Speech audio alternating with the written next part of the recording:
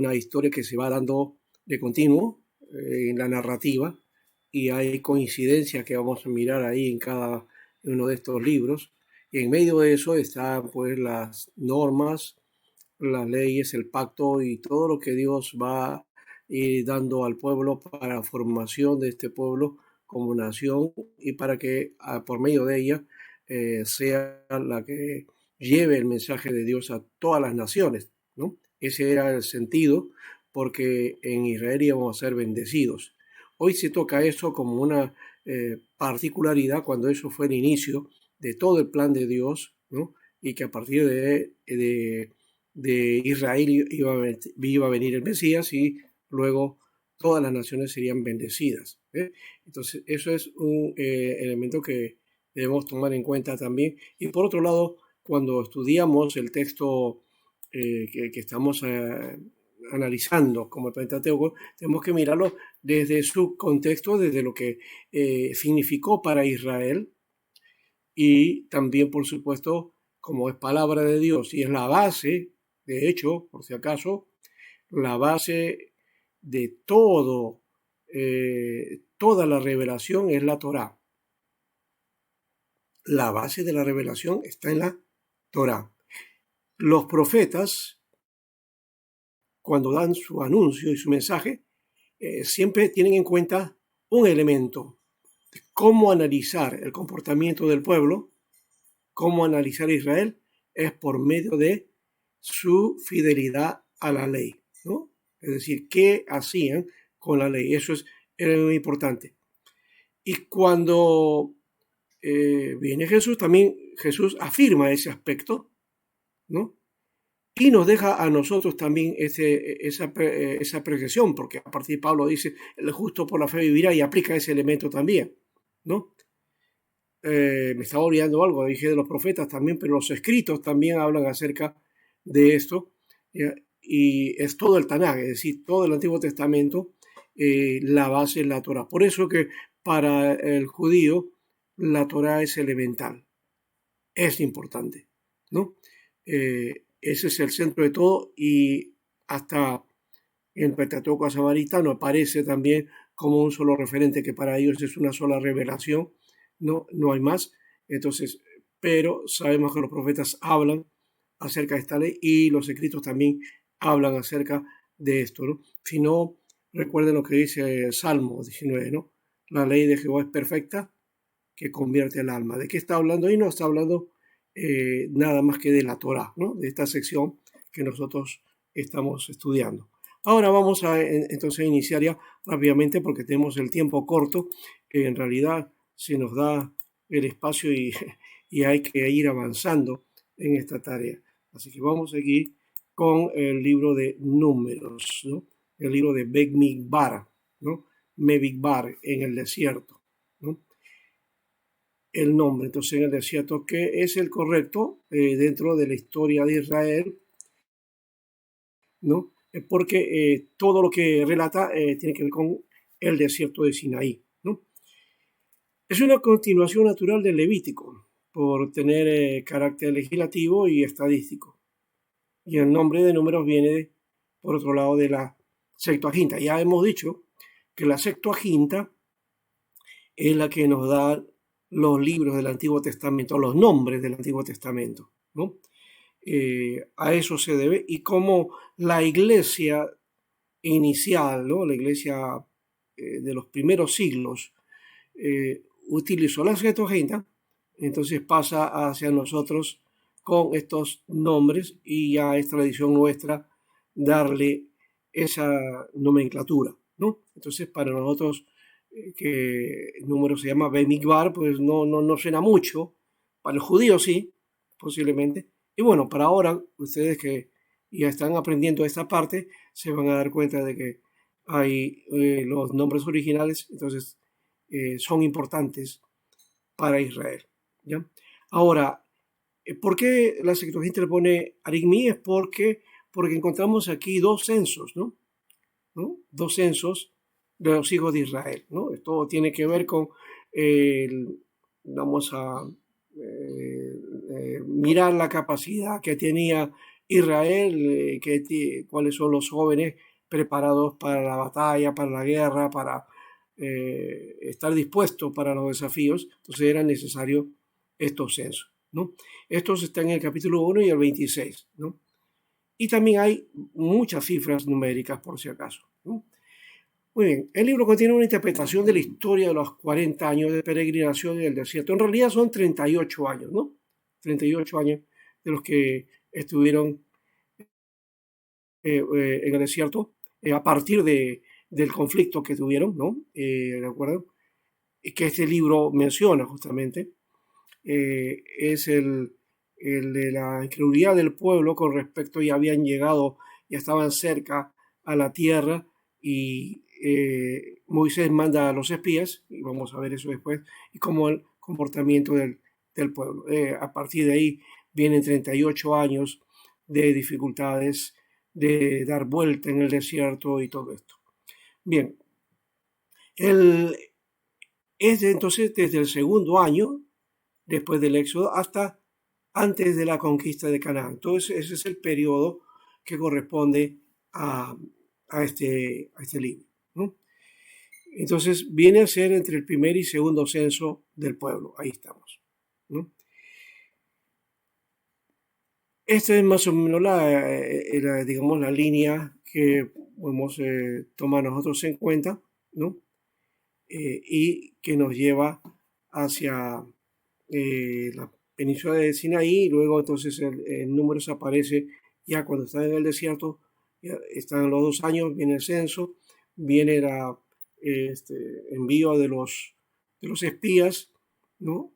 La respuesta de ellos y la contaminación del pueblo ante esa respuesta, o mejor dicho, ante el desafío del pueblo en que todos tienen miedo de esto y no desean pasar todavía, y esto les cuesta los 38 años, ¿no? De vagar en el desierto. También hay otras cosas aquí. En este libro hay narrativas importantes, ¿no? De hechos que van a afectar también al pueblo de Israel en ese tiempo. El primer censo entonces es de la generación que salió de Egipto, ¿no? Es la generación que salió y tiene lugar en el monte Sinaí en el segundo año.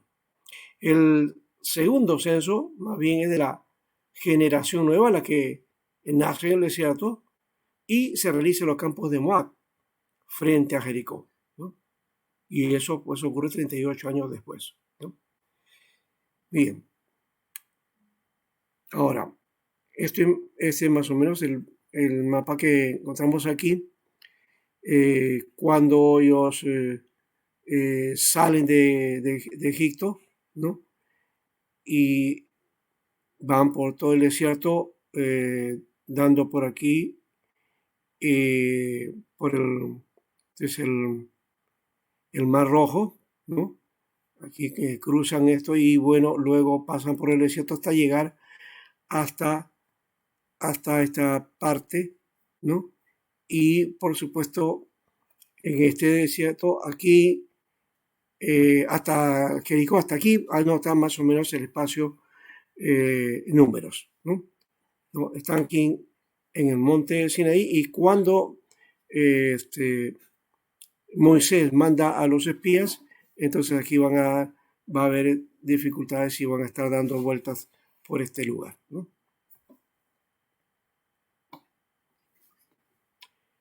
Ahora, a un año de haber salido de Egipto, las primeras palabras de Números especifican que Israel sigue en el desierto del Sinaí, ¿no? Y eso ya nos conecta con lo que viene a ser la secuencia topográfica y cronológica del libro del Éxodo, ¿no? Que en la secuencia están Éxodo 19 y el Levítico 27-46, más o menos por esa línea están, eh, digamos, con la coincidencia histórica y con los aspectos cronológicos. La suma de todos los hombres de las tribus, por otro lado, es de 603.550 varones, ¿no? Eso está en capítulo 1, versículo 46. Y también aparece en el 38 26, ¿no? Es un número bastante alto, ¿no? Y sin contar a los menores de 20 años, ni a las mujeres, ni a los levitas, ¿no? Así que esta cantidad no refleja una realidad histórica, sino que es una expresión simbólica de la descendencia que Dios había bendecido al pueblo, ¿no? Posiblemente el número entonces fuera mucho más alto, ¿no? Es mucho más alto, de hecho, ¿no? Voy a solamente a leerles el libro de el Éxodo, donde aparece también esta reafirmación, ¿no? Y nos da la coincidencia con respecto a lo que dice en Números. 38:26, ¿no? Dice de esta manera: todos los que pasaron por el censo de edad de 20 años arriba fueron 603.550, ¿no? Es lo que dice el Éxodo, y también Números lo menciona. Bien. Esta es la secuencia topográfica y hemos tratado de coincidir en la historia, más o menos están en este periodo, ¿no? Es más, por aquí es donde hay esa coincidencia, ¿no? Y a partir de aquí las historias son recurrentes porque es parte de esa cronología.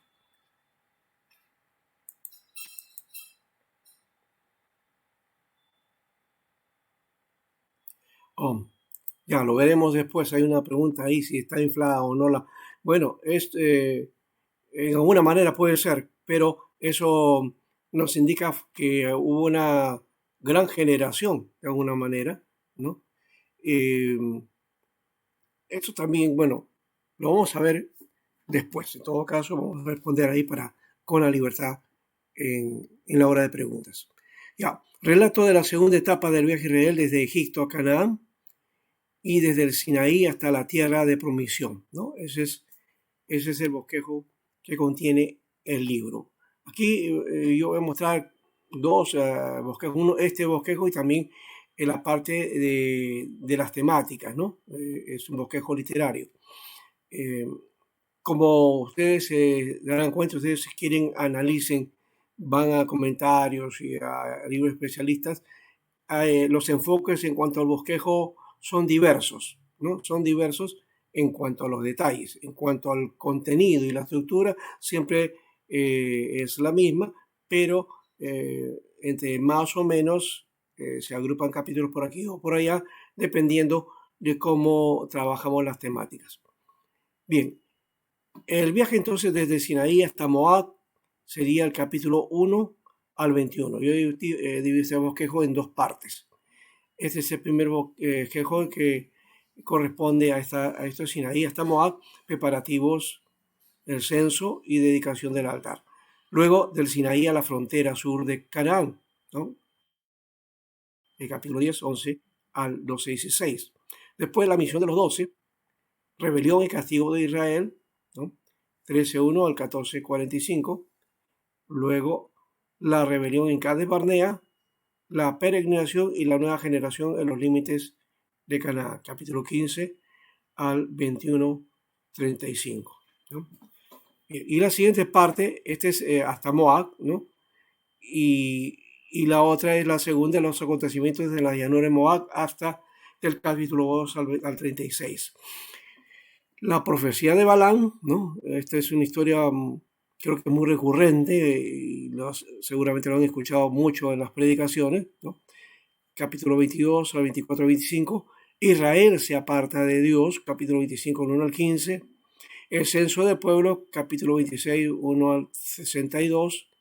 Y luego Caleb y Josué que sobreviven, ¿no? Josué como sucesor de Moisés, 26, 61 al 17, 23. Y luego las ofrendas, el capítulo 28, 1, 30 al 16, ¿no? Ahí está la referencia de estas dos partes. Entonces hay que ver esta estructura, ¿no? La estructura de el viaje de Sinaí a Moab y desde es de los acontecimientos en las llanuras de Moab. Como se dan cuenta, ya aquí hay, en esta segunda parte, casi ya cercano a lo que va a ser la disposición para ir hacia Jericó, ¿no? Hacia tomar la tierra de Canaán, ¿no? Eso nos acerca en la historia. El libro resulta complejo porque mezcla relatos y textos legislativos, ¿no? Estos no están en el orden que aparece en el Levítico, ¿no? Y tampoco en lo del Éxodo. Aquí vemos que hay legislaciones introducidas por relatos, es decir, por narraciones, ¿no?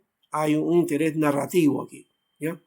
Y hay otras que son independientes del contexto narrativo, ¿no? Por ejemplo, lo del capítulo 15, 19 y 28, por tomar unos ejemplos.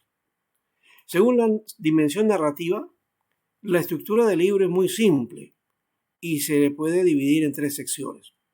Aquí va una. El final de la estancia en el Sinaí y las últimas disposiciones, ¿no? Los 10 primeros capítulos, no puedo, pero son desde el primer capítulo al capítulo 10, versículo 10. Luego la marcha desde el Sinaí hasta las llanuras de Moab, ¿ya? Que venía a ser capítulo 10, 11 al 25, 18. Y la preparación de la entrada en Canaán, ¿no? Eso es a partir del capítulo 25. Como se dan cuenta, estas dos últimas partes son ya la parte final, de alguna manera, ¿no? Y especialmente la 3 ya es la preparación para entrar a la tierra, porque ya casi la peregrinación ha sido terminada, ¿no? Casi. Solamente falta la entrada a Canaán. Entonces, este libro ya nos anuncia esta parte. Ahora, dentro de esto también tenemos la estructura literaria de Números aquí, ¿no? Y como ya hemos mencionado aquí está entonces la primera parte que abarca los siguientes temas. Entonces, esto ya es por temáticas, ¿no? Censo para el servicio militar, el servicio exclusivo de los levitas, el emplazamiento de las tribus, la disposición donde van las tareas de los levitas y sacerdotes, ¿no?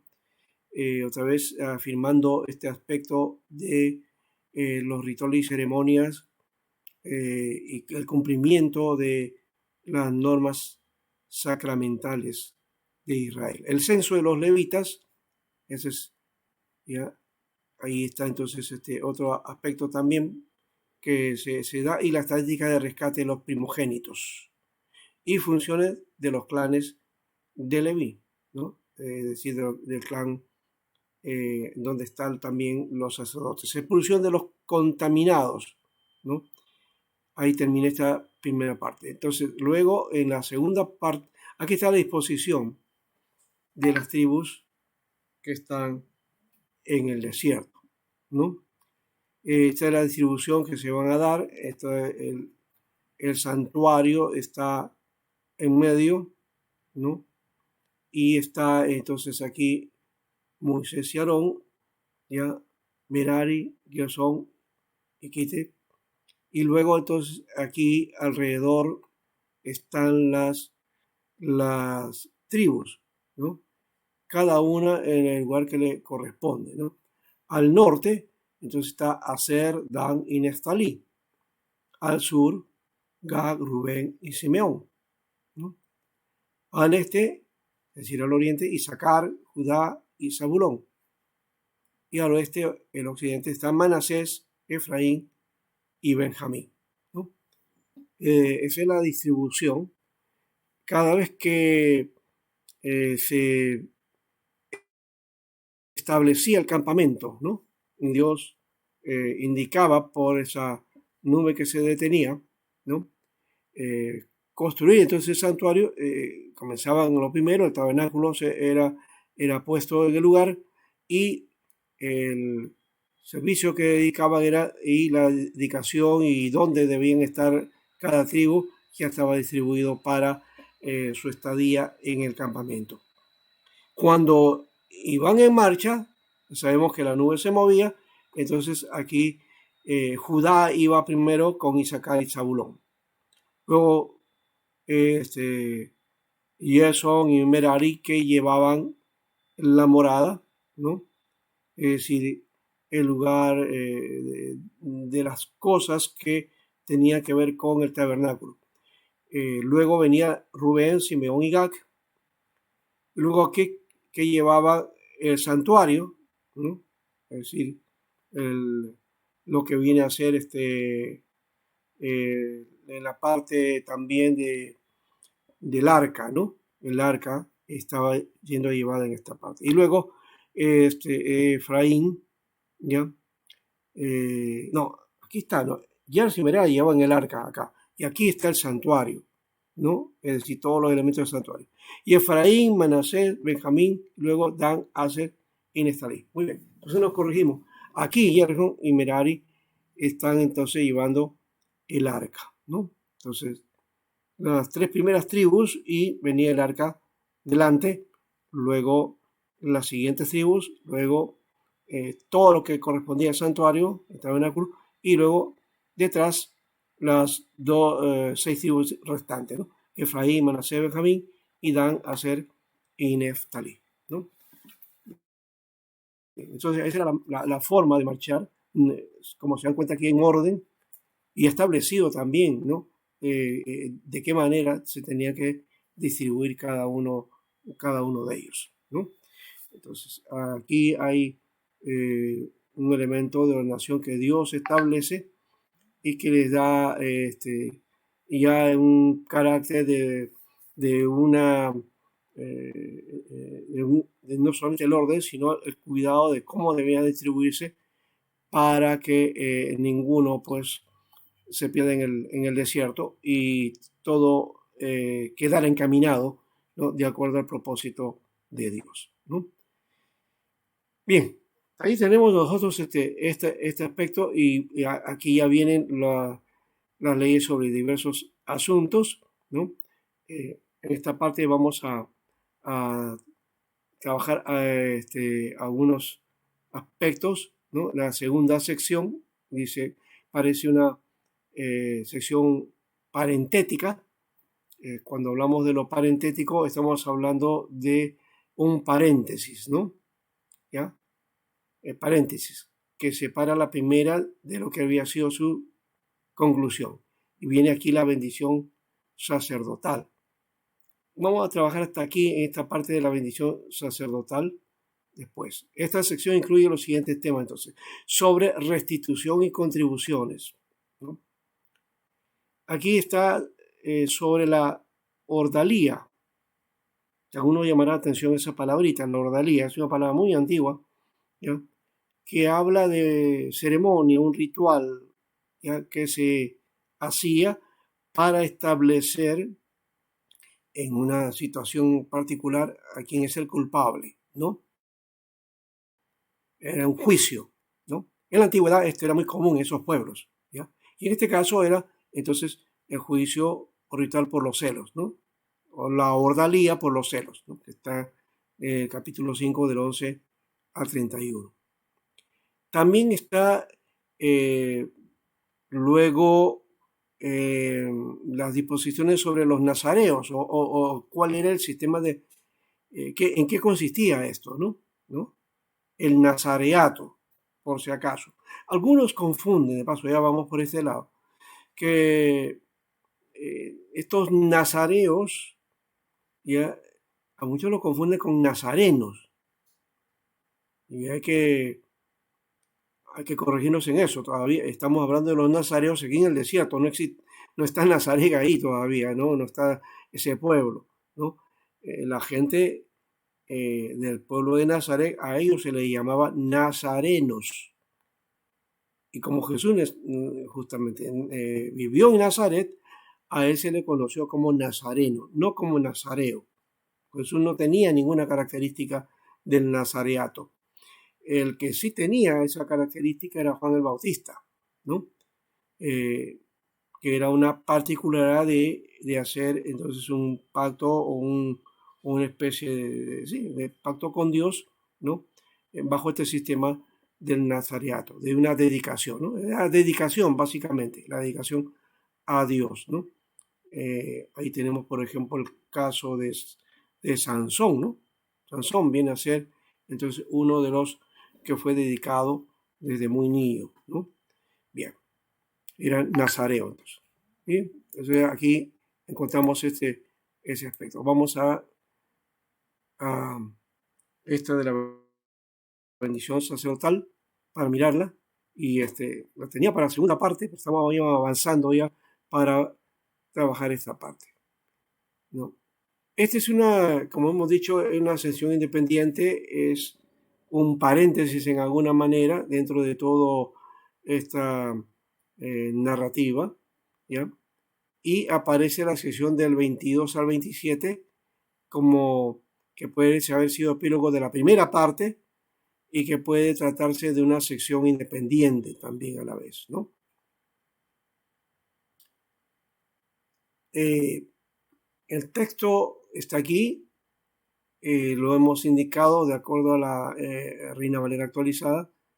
Jehová habló a Moisés diciendo, hablaron y a sus hijos, y diles que así bendeciréis a los hijos de Israel. Decidles, Jehová te bendiga y te guarde. Jehová haga resplandecer su rostro sobre ti y tenga de ti misericordia. Jehová levante hacia ti su rostro y ponga en ti paz. Así invocarán mi nombre sobre los hijos de Israel y yo los bendeciré, ¿no? Ese es el relato, ¿no? Inclusive tomando la parte narrativa, ¿no? Cuando estaba hablando aquí, que Jehová habló a Moisés, ¿no? Muy bien. Entonces, esto va desde el 22 al 27, pero la bendición específicamente es de los versículos 24 al 26, ¿no? 24 al 26. Y esto nosotros lo vemos en esta parte, ¿no? Aquí está, en el hebreo, ¿no? Está el Yevarejeja. Algunos seguramente han escuchado esa palabra, ¿no? ¿No? Yevarejeja. Yevarejeja Adonai, ¿no? Bendígate Adonai, ¿no? ¿No? Es más o menos la idea.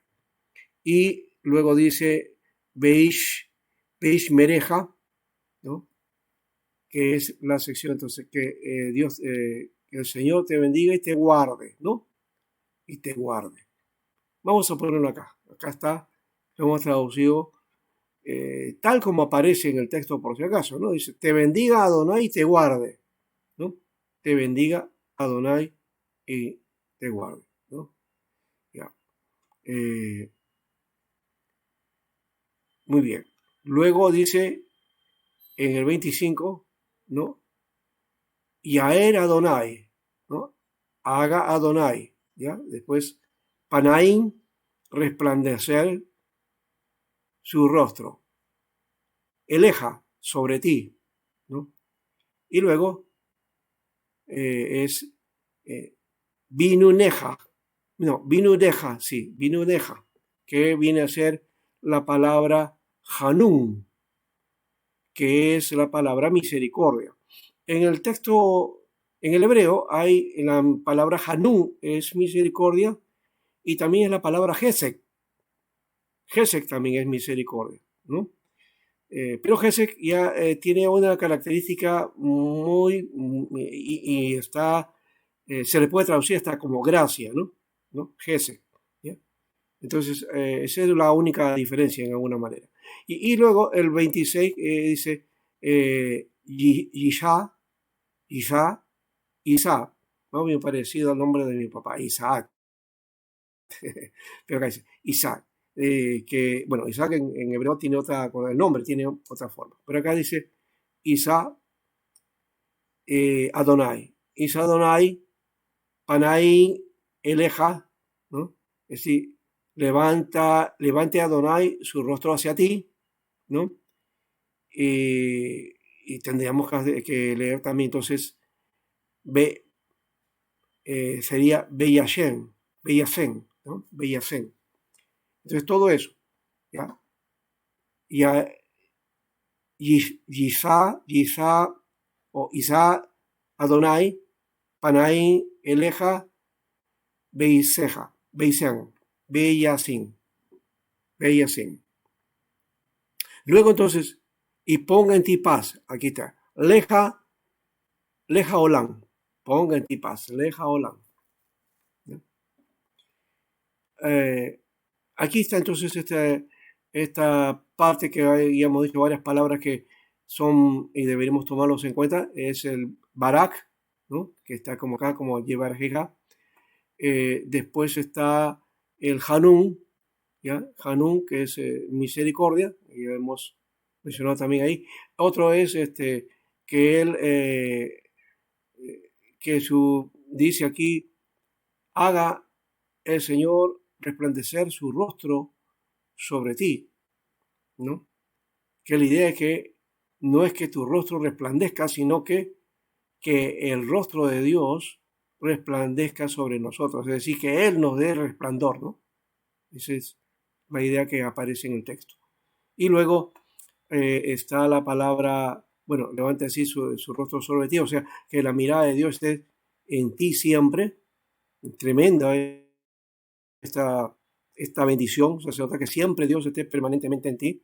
Y, por supuesto, no olvide la shalom, ¿no? Shalom es la paz, ¿no?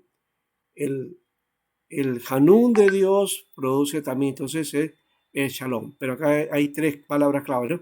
Es el barak, Hanún y shalom, ¿no? Entonces, bendición, misericordia, paz, ¿no? Entonces, la bendición, ¿no?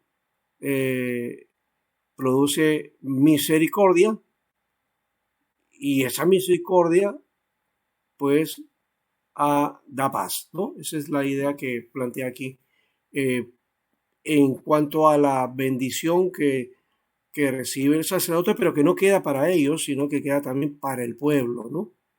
Para todo el pueblo. Entonces, bendecido el sacerdote, el pueblo también podía recibir esta bendición. Bien, hasta aquí vamos a parar por el momento, ¿ya? Y vamos a ir entonces a las preguntas que corresponden a esta sección. ¿Ya ves? Muy bien, adelante. Antes estaba la pregunta de, yo había hecho por aquí, acá dijo, sí, Benjamín, dijo, ¿no? Que es posible que los números de personas estén inflados, más de 500.000 de personas errantes en el desierto, y lo pone en forma de pregunta, ¿no? Bueno, es difícil, sabemos que 500.000 de personas en un desierto, ahí para todo lo que es la logística y la posesión, organización, no es tan fácil, por supuesto, ¿no? Pero ya hemos dicho la distribución que se estaba dando en cada sección, entonces posiblemente eso facilitaba la marcha, ¿no? Entonces eso por un lado. Pero eso es solamente el número, es uno referencial, no vamos a poner tampoco que eso es una cuestión literalista, ¿no? No nos tomamos en cuenta desde esa perspectiva. Simplemente un referencial que nos permite ver la condición de Israel en el desierto. Gerardo, ahora sí, adelante.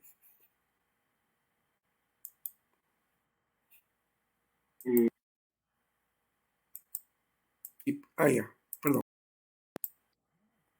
Buenas tardes, gracias por atender primero las preguntas también importantes. Tenía una inquietud con respecto al shalom de la bendición sacerdotal que acaba de mencionarse, si nos podría un poco ampliar a profundidad, porque tengo entendido que esa palabra es mucho más profunda y claro, que tenía que ver incluso con la esencia mismo de Dios, su carácter, su santidad acompañando la vida de su pueblo. Pero yo creo que usted es el más entendido, si nos puede ampliar. Muchas gracias. Bien, muy bien. Eso que usted está mencionando es cierto y mucho más todavía, ¿no? O sea, esa shalom la podemos inclusive ligar o igualar a lo que conocemos como salvación, ¿no? Es decir, esa presencia de Dios implica también la seguridad del pueblo. El shalom de Dios permite que ese pueblo entonces haya la bendición, por eso he unido, ¿no? Bendición con misericordia y que dan salvación o shalom, ¿no?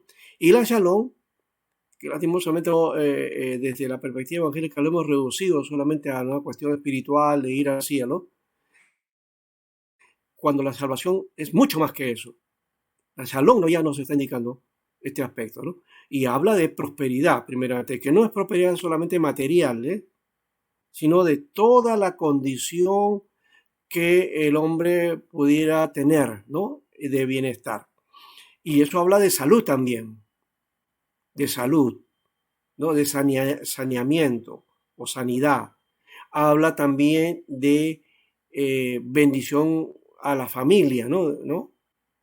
De la relación entre el pueblo, ¿no? O sea, paz no es ausencia de guerra, como algunos piensan, ¿no? El día que estamos hablando de la guerra, ¿no? No, queremos paz, pero el hombre y el mundo no ha conocido paz nunca, ¿no?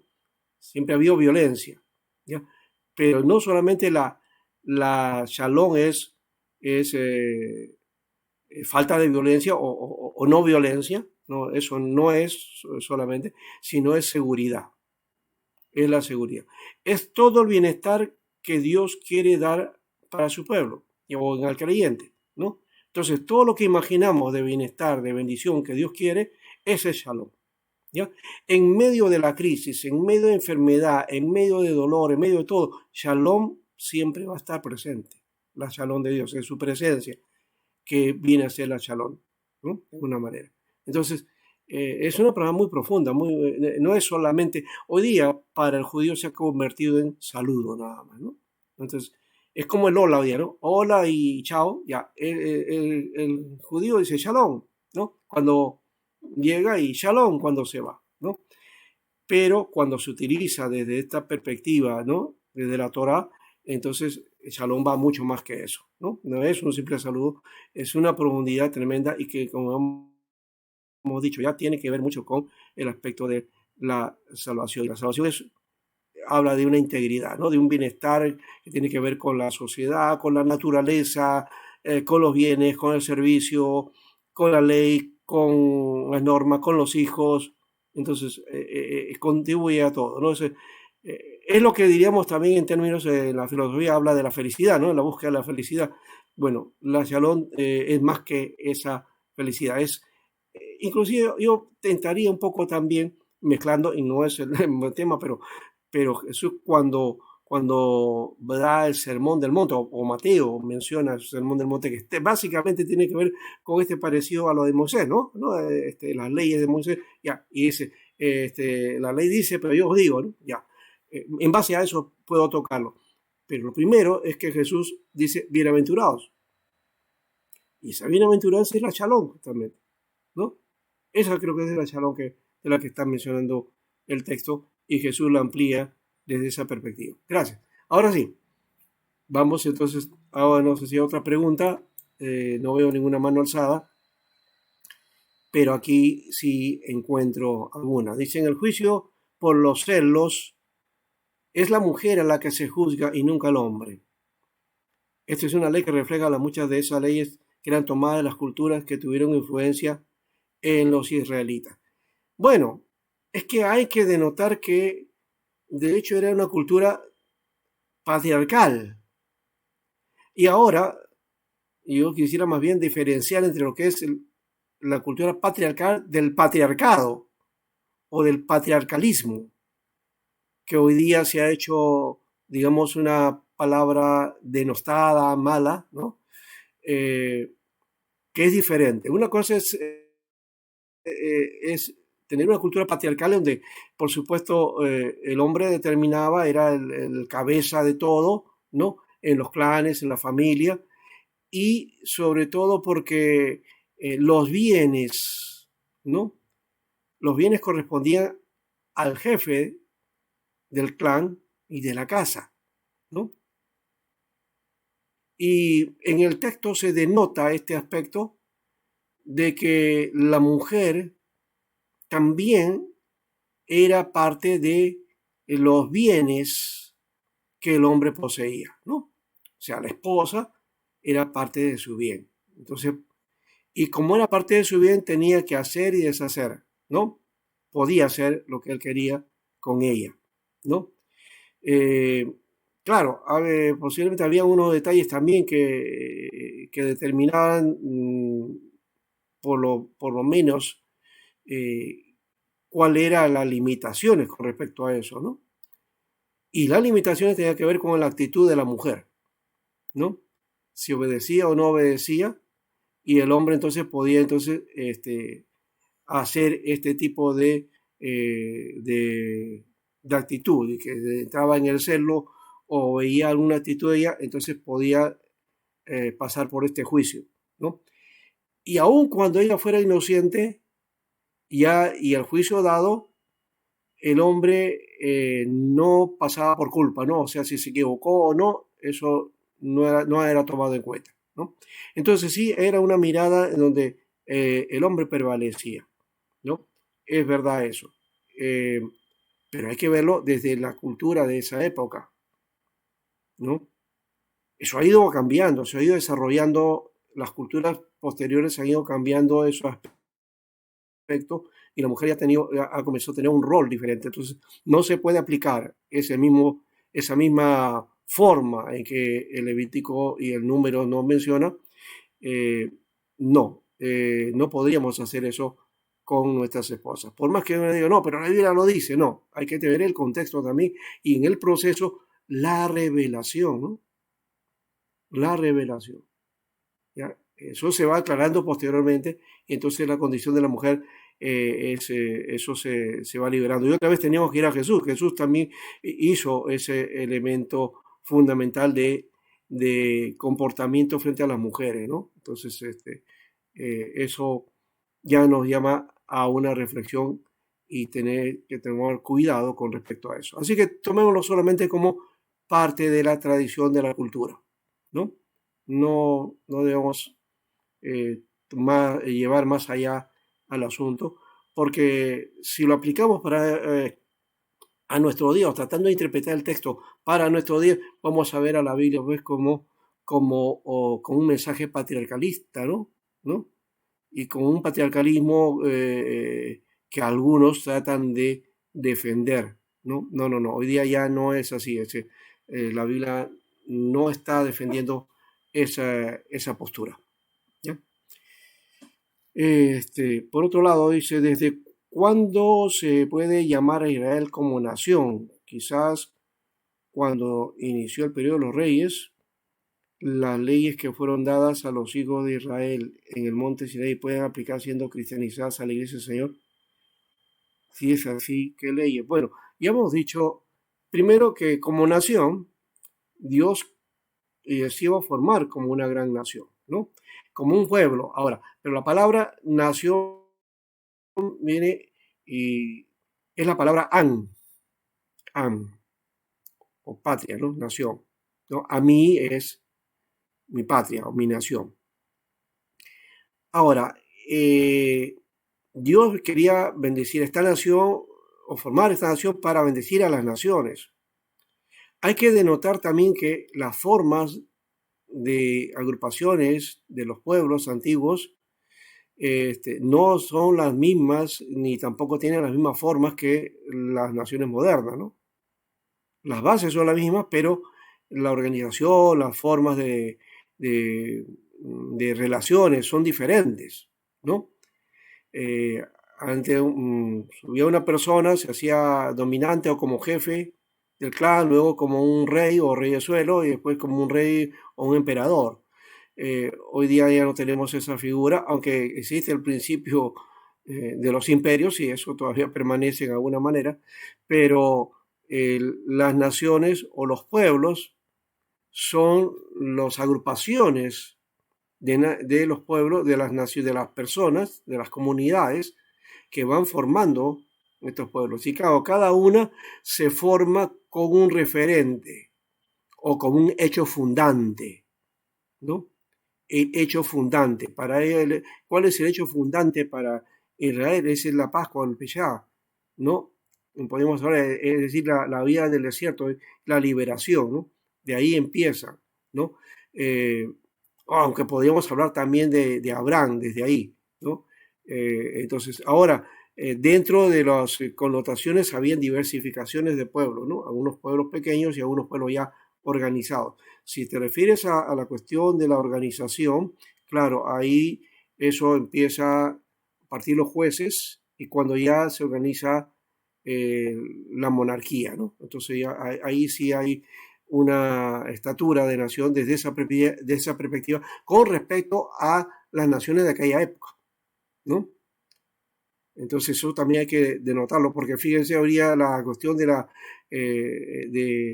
geopolítica nos va a llevar a una situación, a recordar lo que está sucediendo hoy día, ¿no? Croacia, ¿no? Una nación que siempre tuvo el conflicto ahí, que Rusia siempre la quiso, cuando se formó la Unión Soviética, pasó a ser parte de la Unión Soviética, después se rompe ese formato y Croacia queda independiente, pero sigue el lío, ¿no? Sigue el problema de la ambición esa geopolítica. Entonces aquí también creo que ese aspecto de las naciones, de cómo se van haciendo naciones, hace poco nomás, no más de entre los 90 por ahí, si alguno se acuerda, Europa cambió. Europa cambió, su forma geopolítica cambió. Las naciones han ido cambiando. Antes existía Yugoslavia, ya no existe. Checoslovaquia tampoco existe, ¿no? Entonces, las agrupaciones van dándose de acuerdo a las historias. Y entonces, claro, Israel ha tenido una ligación, una línea de historia y ha tenido una continuidad, ¿no? Eso es lo importante del hecho histórico y dentro de la revelación. Lo otro es en cuanto a que si las leyes fueron dadas a los Israel, dice, en Monte Sinaí, y se refiere quizás a los 10 mandamientos. No solamente eso es lo único que se dio, ese fue el principio y la base, pero se han ido marcando otros aspectos que tenían que tomarse en cuenta en el proceso del camino en el desierto. Cierto que era para Israel. Ahora, ¿cómo se aplica? Es fácil, Jesús lo dijo. ¿Cuál es principalmente? Amar a Dios, ¿no? Con todo tu mente, con todo tu corazón. Y luego, el segundo, amar a tu prójimo, ¿no? Eso creo que es la base de la ley y es la base de la Torah que necesitamos aplicar. No necesitamos otra cosa. Ahora una cuestión literalista de guardar que el sábado, que el domingo, que si tal fiesta, eso no nos compete a nosotros. Simplemente cumpliendo con el amor a Dios, todo lo demás va a hacer, se va a dar, ¿no? Como alguien escribió en su libro, dice, ama y haz lo que quieras, creo que algo así se llamaba, no me acuerdo ahorita el título, el nombre de este libro, pero que estaba hablando de la importancia del amor y que puedes en la libertad del amor hacer aquello que corresponde en el Señor, que principalmente es el amor al prójimo. Entonces es amar a Dios y amar al prójimo. Ese es lo fundamental de todo. En la antigüedad, en la Torah y también hoy presente en medio de nosotros, ¿no? Otro más, ¿desde cuándo dice se puede llamar a Israel? Ya lo hemos dicho esto, ya está, sí. Ahora, pero ahora, ¿quién es Nor? Dice acá Norma, no sé si es Norma, se llama. ¿Cuál es la aclaración? Acá dice, pero en todas las culturas, en la antigüedad, ¿qué cosa? No, no entendí eso, pero esta parte dice, antes de la ley los hebreos sabían lo que era pecado. La palabra pecado significa errar al blanco. ¿Qué diferencia hay entre pecado y errores? Y es lo mismo. Bueno, en realidad la palabra, bueno, se nos ha dado a nosotros a conocer que pecado significa errar el blanco. No, esa es una aplicación para la palabra en griego que aparece en el Nuevo Testamento, ¿ya? Eh, que, que es hamartía, ¿ya? Pero En el texto del Nuevo Testamento no solamente aparece jamartía, traducido como pecado, sino también está adiquía y epitomía, y hay otras palabras que aparecen, ¿ya? Y que la Biblia los traduce como pecado, ¿no? Entonces, es mucho más amplio que eso. Entonces, no solamente es jamartía. Entonces, no es solamente rey del banco. En el Antiguo Testamento no está esa palabra, ¿no? Y creo que he mencionado en el foro, en un momento de la respuesta, por ahí también hacían esta pregunta con respecto al pecado. Pecado simplemente es todo lo que es la desobediencia a la palabra de Dios, o sea, la desobediencia a la Torá, es decir, al principio de amor a Dios y del principio del amor al prójimo. Desde ahí está ese aspecto, ¿ya? Entonces, hacemos todo lo contrario de lo que es esos principios, entonces ahí está el pecado, ¿no? Entonces, el pecado no solamente es quebrantamiento de la ley, que básicamente eso es lo que establece el Levítico, ¿no? Y por ahí dice que cuando se da la ley, entonces es que se aplica la condición de pecado. Pero el pecado está desde el origen, el comienzo. Ya sabemos desde el comienzo cómo la Biblia ilustra cómo se dio el pecado, ¿no? En la humanidad. Entonces, desde ahí hay que entender entonces que no obedecer al Señor implica pecado, ¿no? Eh, Hoy la Biblia defiende solo los roles del hombre y la mujer en la vida y en el culto, no discrimina género, sino antes los iguala en Cristo. Ahí es un comentario, sí, así es. La Biblia no discrimina nada, ¿no? Eh, bueno, yo diría que no es hoy los roles los defiende la Biblia, no hay una defensa de ninguno ni a otro, no, está más bien en la relación entre lo que es el sentido de restauración para la humanidad, ¿no? Entonces, dentro de esa terminación, dentro de ese proceso, Dios restaurando, y uso la palabra restauración desde la perspectiva bíblica, es decir, Jesús vino a restaurar, ¿no? Vino a, como dice, a salvar lo que se había perdido. Y desde esa perspectiva, Dios está planteando a partir de Jesús una nueva dimensión, un nuevo pacto. En esa relación hay que denotar también este pacto antiguo con el pacto nuevo. Y cuando hablamos del pacto antiguo, no es un pacto que ya no sirve, ¿no? Sino ya hemos dicho en la esencia permanece, porque esta es la base del pacto que se hace en Jesús, ¿no? Entonces, eso continúa y le da, diríamos así, le da no solamente amplitud, sino le da la totalidad es decir, hace que se cumpla, ¿no? Ese propósito de Dios por medio de los pactos, ¿no? Su voluntad se establece a partir de eso, ¿no? Es decir, su voluntad cumplida, ¿no? El cumplimiento. Recuerden que Jesús dijo ya en la cruz, ¿no? Todo está culminado, ¿no? O sea, la culminación está en Jesús. Hoy, la Biblia defiende, bueno, los iguala y ya está. ¿Cómo podemos explicar la ley y el pecado? Ya hemos hablado de ese aspecto de la ley y el pecado. Ojo, que hay que aclarar algo acá. Algunos me han puesto por ahí que antes de la ley no había pecado. No, no es que no, antes de la ley no había pecado. No, sí se conocía el pecado. Lo que pasa es que con la ley ya, entonces como digamos, como dice el mismo texto, ¿ya? Corresponde a que el pecado es eh, normado o juiciado de alguna manera, ¿ya? Pero el pecado está desde el momento que el hombre quiebra, ¿no? Quiebra el propósito de Dios, ¿ya? Y eso Génesis, ya hemos dicho, lo ilustra de una manera muy particular, ¿no? Entonces, desde ahí ya vemos que el pecado está ahí. Y la ley, que se da aquí en el Sinaí, que se da en el pacto mosaico, no significa que no había tampoco orden, porque la ley al principio, la Torá, es principio de vida, ya hemos dicho. Entonces, ese principio de vida no permite tampoco, entonces, la transgresión de la vida. Eso es también parte de lo que es el pecado. Dios nos dio la vida, Dios nos va también a pedir cuenta acerca de lo que hemos hecho, ¿no? Y eso pasa también por los creyentes, ¿eh? Porque algunos hay una idea de que porque somos ya tenemos la gracia, entonces no vamos a pasar por eso. Sí, sí va a pasar y Pablo lo menciona también, ¿no? Entonces, por si acaso, este aspecto. El principio es que Dios tiene su palabra, ¿no? Claro, desde ahí aparece, desde Génesis ya aparece la palabra. Muy bien, vamos ahí, creo que ya estamos aquí. Cortamos esta parte, ¿qué les parece? Ya, seguimos.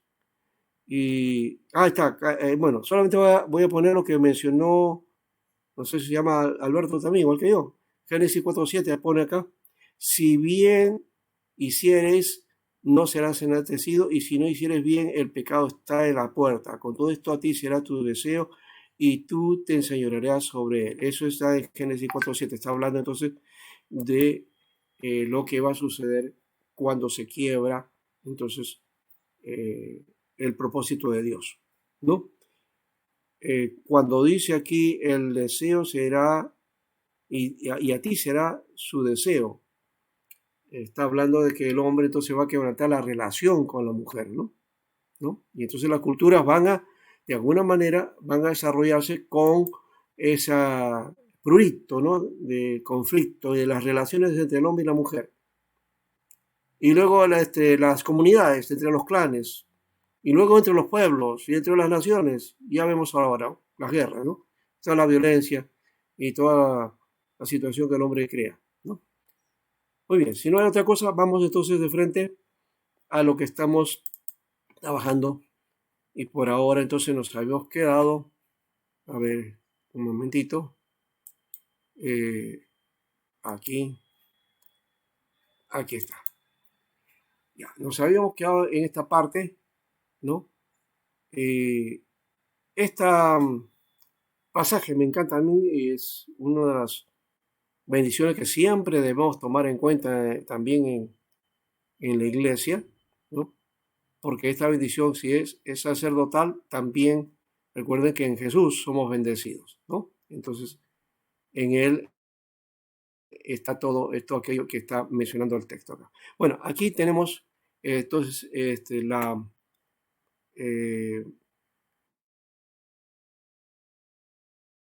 el principio básicamente de Sinaí, acá de Barnea y de Cades Barnea Moab, ¿no? Miren, aquí está, esta es otra forma, ya no es el mapa entero que habla de todo el recorrido desde la salida de Egipto. Bueno, acá estamos en el monte de Sinaí, ¿ya? Y entonces se va hacia Cades Barnea, ¿no?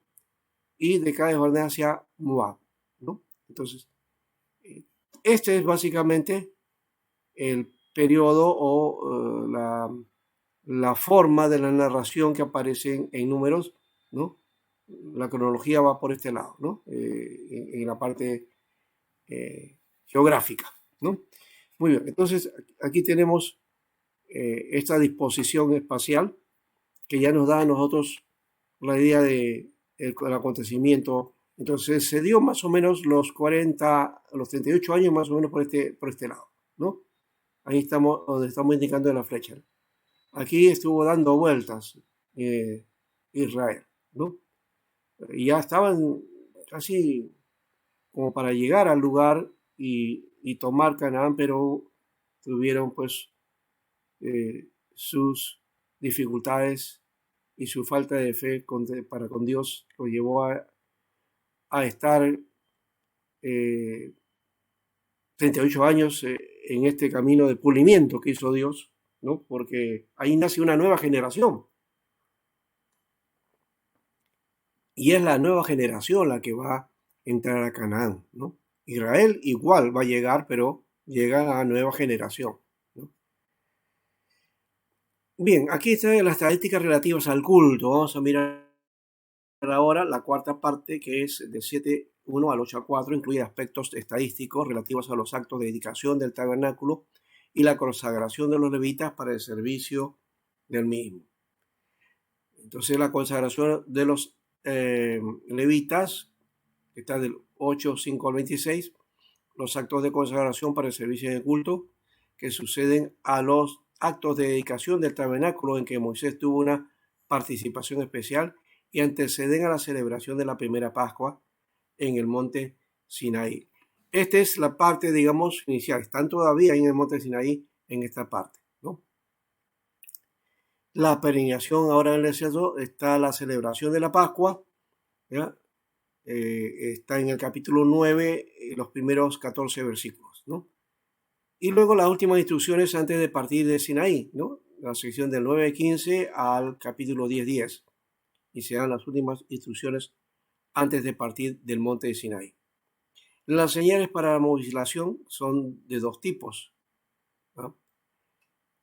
Una es la nube que está sobre el tabernáculo, que ya mencionamos anteriormente, ¿no? La nube que cuando se movía, el pueblo tenía que movilizarse. Y cuando se detenía, entonces tenía que acampar, ¿no? Números 9, 15 al 23. Trata de la nube y el fuego que se hacía visible sobre el tabernáculo el día que fue erigido el tabernáculo, ¿no? Ese día que también está en Levítico, ¿no? Contar esa parte de cómo la gloria de Dios cubrió el lugar y todo eso. También aquí se menciona este aspecto. Según la información de Éxodo 42, tuvo lugar el primer día del mes primero, es decir, el primer día de Nisan, ¿no? El primer día del mes primero, o sea, cuando anterior a la celebración de la Pascua, el 14 de Nisan, más bien, sería, ¿no? 14 de Nisan, antes del 14 de Nisan, ¿no? Primer día del mes primero, ¿ya? El 14 de Nisan es la Pascua y el primero, entonces, primero de Nisan se dio esa manifestación. La razón para que aparezca este perícope en este lugar es porque nos dice que la nube sería una señal para levantar o asentar el campamento en la peregrinación a través del desierto. Ya eso lo hemos mencionado, ¿no? La otra es las señales con trompetas. Esas señales se describen en Números 10, 1 al 10, ¿no? Estas señales de trompetas para anunciar algún evento, alguna situación, ¿ya? Estas trompetas eran importantes. O el toque del shofar, ¿no? Recuerden, trompeta vendría a ser el referente al shofar, ¿ya?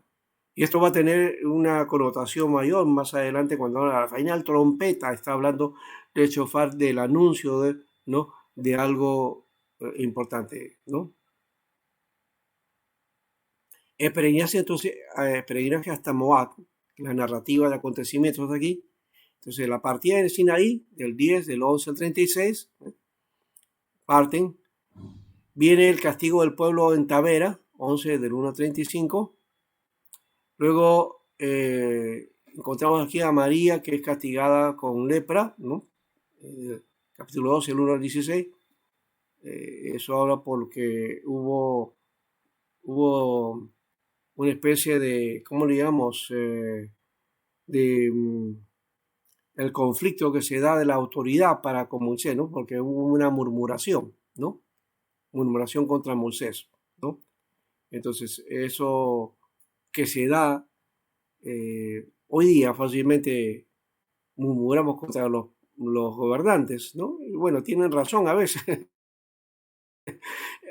Aunque en el caso de Moisés, bueno, con razón o sin razón, el asunto es que había necesidad de cumplir, no tanto por Moisés, sino porque Moisés era el que hablaba con Dios y él tenía de alguna manera su presencia era entonces el respeto a Dios, la presencia de la autoridad de Dios, de alguna manera. Moisés envía después espías a Canaán, del 13, del 1 al 33, y ya hemos visto que eso también va a implicar un problema que, ¿no? que viene el castigo del pueblo y también de los espías, 14 del 1 al 45, ¿no? Luego comienzo de la sección normativa, ¿no? O sea, de las partes legislativas que corresponde a este libro. Luego el juicio de un violador del sábado, ¿no? 15, 32 a 36, también está como parte de la narrativa. Y terminación de la sección normativa, del 15, 37 al 41, ¿no? Bien, esas son las partes narrativas del peregrinaje a Moab. Como se dan cuenta, hay varios hechos, varias situaciones que se van desarrollando, digamos, pintando en esta parte, en medio de ese caminar, de ese peregrinaje. Luego está la rebelión de Coré y su comitiva, 16 de 1 al 40, que esa rebelión pues la que menciona también en los libros de las epístolas del Nuevo Testamento, hablan acerca de esto. La mortandad en la congregación, ¿ya? El 16, 41 al 50. Todo esto es un relato que luego se va a tomar como parte en el Nuevo Testamento, recordando ese acontecimiento triste. La peregrinación en el desierto. La señal ahora de la vara de Aarón, ¿no? 17:1 al 13. La muerte de María en Kadesh. Y 21. También el brotar del agua en la roca de Meriba, 22 al 13. Edom, que niega el paso a Israel, ¿no? Y hay una batalla ahí. Eleazar sucede a Aarón. Israel, que destruye a Arak. La serpiente de bronce también, ¿no? Porque había un bronce. Esto se menciona, este acontecimiento, y se relaciona con Jesús en el Evangelio de Juan, ¿no? Luego está Israel, que rodea la tierra de Moab, ¿no? Israel, que derrota a los amorreos, ¿sí? Y también derrota al rey de Bashán, ¿no? Eso está en el capítulo 21, ¿no? En medio de esta larga narrativa, que se dan cuenta, hay varias cosas aquí, varios detalles ahí que cada uno en sí mismo son acontecimientos particulares que hay que analizar uno por uno. El tiempo no nos lo permite, pero que ya nos van planteando a nosotros las diferentes situaciones que vivió el pueblo en medio del desierto. Así que no fue una cosa así que el desierto, algo frío, no. Hubieron cosas que provocaron ellos mismos, pero también que provocaron otros pueblos que estaban cercanos a ellos, ¿no? Al pasar por el desierto. En medio de esta larga narrativa, entonces aparecen los siguientes pasajes de carácter normativo. Ahí están, por ejemplo, las ofrendas vegetales y libaciones, ¿no? El 15, 1 al 16, que también nos hace recordar a las normativas que aparecen en el Levítico. Acerca de las ofrendas alzadas también, 15, 17 al 21, entonces ahí van indicaciones sobre esto. La expiación del pecado por inadvertencia, de 15 a 22 al 31. Esto de la expiación del pecado por, bueno, ahora se habla de pecado por intención o por omisión, ¿no? Y también algo parecido había en esta época. Los flecos memoriales en la vestimenta también, o sea, que tenía que ver con ya las festividades y otras cosas que Israel tenía que cumplir. Deberes de sacerdotes y levitas, 18 del 1 al 7, ¿ya? Y la remuneración de los sacerdotes, 18, 8 al 20, más la remuneración de los levitas, 18, 21 al 32, ¿no? De hecho que esto pasa también por el diezmo, ¿no? O sea, esta parte que sí está claro en Israel con respecto a las normas del cuidado y de llevar el diezmo al templo, ¿no? Y que era básicamente pues lo que le producía la tierra, ¿no? Y es lo que aparece en Malaquías, más adelante cuando habla acerca de eso, cuando dice, y llevar los diezmos a la alfolí, hay alimento en mi casa. Alfolí, que de paso se utiliza en las iglesias, ¿no? Un mal concepto o un mal significado, es decir, hay unas bolsitas, ¿no? O los ofrenderos les llaman alfolí, cuando en la Biblia el alfolí no es un ofrendero, es un silo, es decir, un almacén, el almacén de los, digamos, de los frutos de la tierra que se llevaba al templo, en este caso, o en este caso también cuando habla acerca del cuidado que los sacerdotes debían tener en cuanto a su alimentación y lo que le correspondía a ellos por su trabajo y su tarea ministerial, ¿no? Está también el agua para la impureza, ¿no? Es todo el sistema de purificación, ¿no? que tenía que ver con lo que se llaman los lavamientos también, ¿no? Hebreos habla de esto, de los lavamientos. Está hablando de el sistema de purificación, ¿no? Israel tenía varios elementos de purificación, ¿no? Varios procesos o ritos de purificación. En base a eso también está el del bautismo, ¿no? Juan aplica un tipo de rito de purificación que se le va a llamar bautizo. Y más adelante ya se corta en esa relación con el rito de purificación, ¿no? Ya tiene un carácter particular.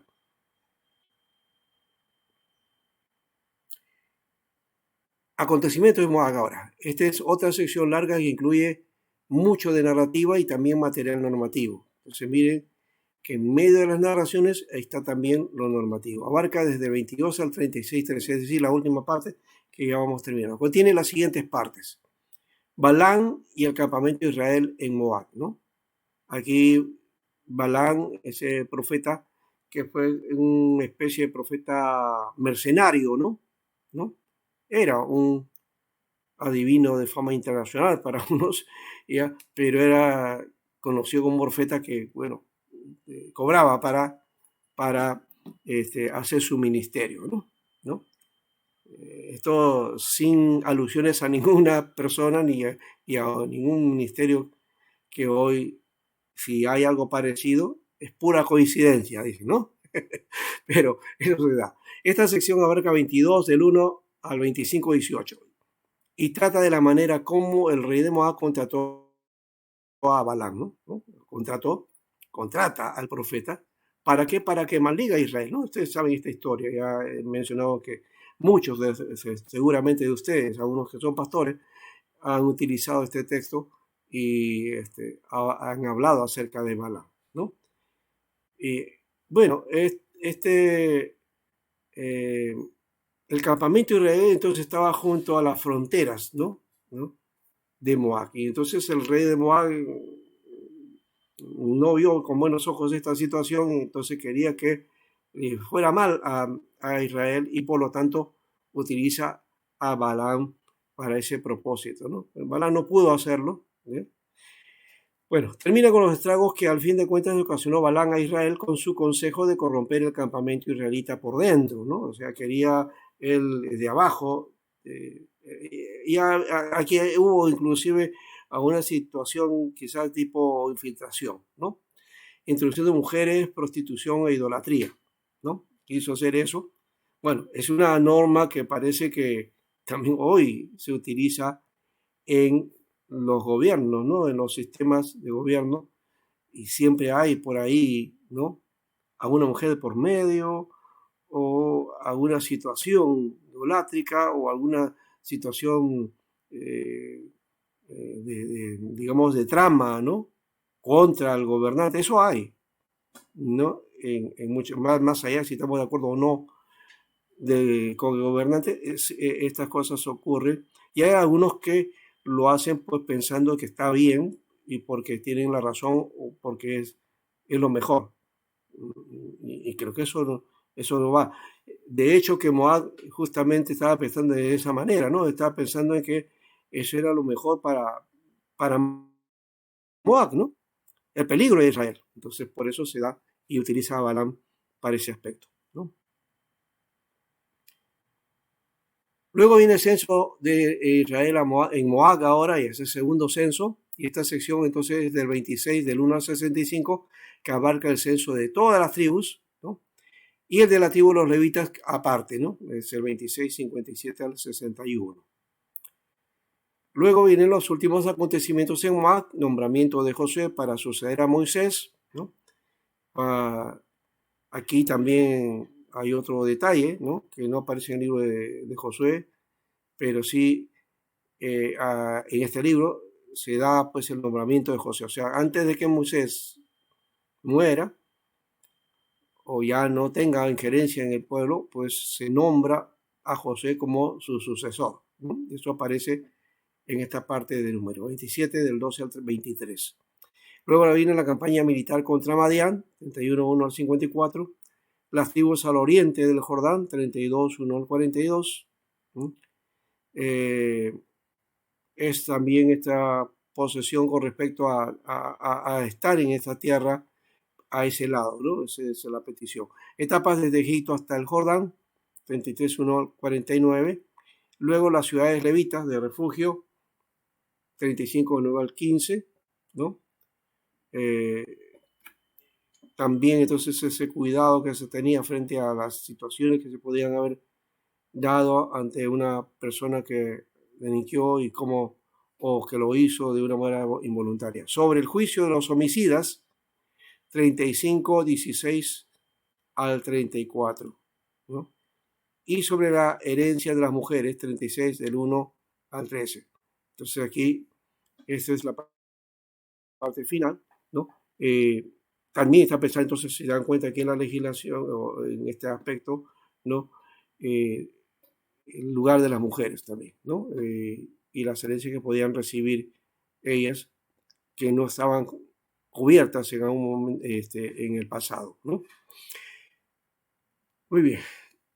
Ahora, pero aquí encontramos otro material parentético, y ya hemos dicho que es la palabra parentético, se usa para cuando hay un intercalado, o sea, se ha interpolado, se ha intercalado a modo de paréntesis, ¿no? A modo de para descansar un poco o para referirse a otra cosa y luego terminar con eso y retomar lo anterior, ¿no?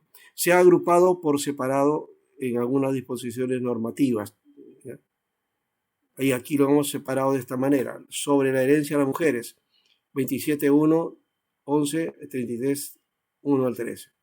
Las disposiciones sobre los holocaustos, 28.1, 29.40. Acerca de los votos, 30.1, 16, ¿no? Y, sí, ese es, hasta ahí llega ese aspecto, ¿no? Entonces, estos son, por lo menos, este material que está incrustado de alguna manera, ¿ya? Y que se ha agrupado por separado de algunas disposiciones normativas. Es decir, hay, en la normatividad no aparece, pero aparece en otro momento, en circunstancias de la narración, ¿no?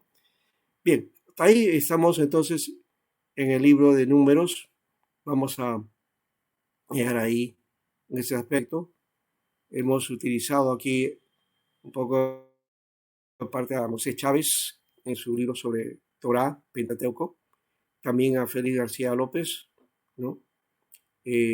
También Jacques Brice, el Pentateuco, y el Pierre Ruiz, el libro de los números, ¿no? Bien, terminamos con esta parte y empezamos entonces ahora sí el diálogo. Vamos a ir al diálogo y tomemos un espacio aquí.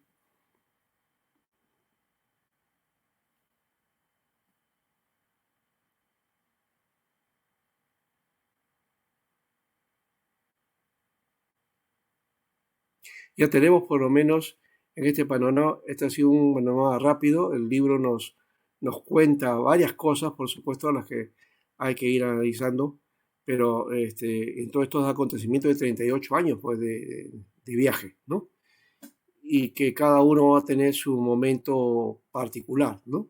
El caso de los espías, por ejemplo, o el caso también del becerro, o el caso de lo de Balán, ¿no? Y otras situaciones que van ocurriendo aquí que son muy particulares, pero que van a afectar el proceso de desarrollo tanto eh, de la vida en el desierto, pero también del proceso que Israel estaba haciendo, es decir, del pasar hacia la otra tierra, ¿no? A la tierra que le correspondía, que es la tierra prometida, ¿no? Les ha costado a ellos 38 años de distancia, ¿no? Bien, desde ahí, ¿qué nos dicen ustedes? A ver, participemos.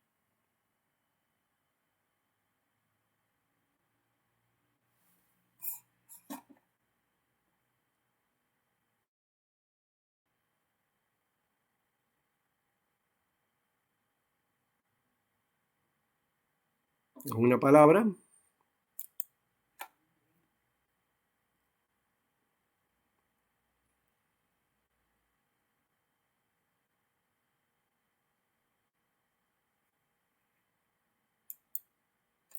Katy Pasaglia, adelante.